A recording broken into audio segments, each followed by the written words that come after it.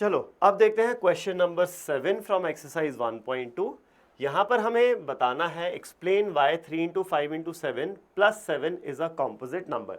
ये जो given number है ये कॉम्पोजिट नंबर क्यों है ये हमें एक्सप्लेन करना है। तो देखो बहुत सिंपल सा फंडा है यहां पर। Any composite number has more than 2 factors. ये सिंपल सा हमारा डेफिनेशन है कॉम्पोजिट नंबर्स के लिए। कोई भी कॉम्पोजिट नंबर के 2 से ज्यादा फैक्टर्स होते हैं। तो अगर मैं ये प्रूव कर दूं कि इस नंबर के 2 से ज्यादा फैक्टर्स हैं तो ये नंबर कॉम्पोजिट नंबर बन जाएगा। एग्जैक्टली 2 फैक्टर्स होंगे तो ये प्राइम नंबर रहेगा, और 2 से कम फैक्टर्स होंगे वो तो सिर्फ एक ही नंबर होता है 1। ठीक है, तो चलो यहां से शुरू करते हैं। 3 इंटू 5 इंटू 7 प्लस 7।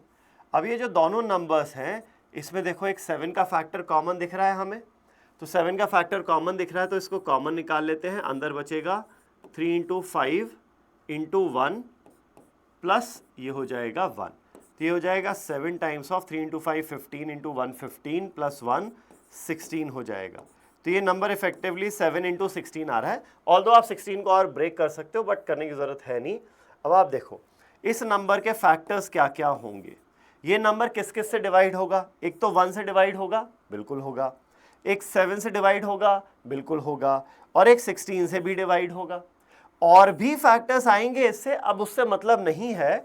जब हमने इतना समझ लिया कि इसके it has more than 2 factors, this number has more than 2 factors, since this number has more than 2 factors this number is a composite number.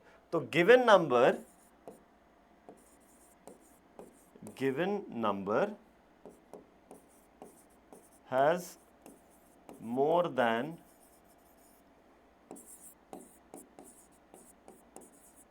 2 factors, hence it is a composite number. It is a composite number. Simple सा फंडा है। अगर exactly 2 factors होते तो prime होता, लेकिन 2 से ज्यादा है तो ये है कॉम्पोजिट नंबर। Thank you.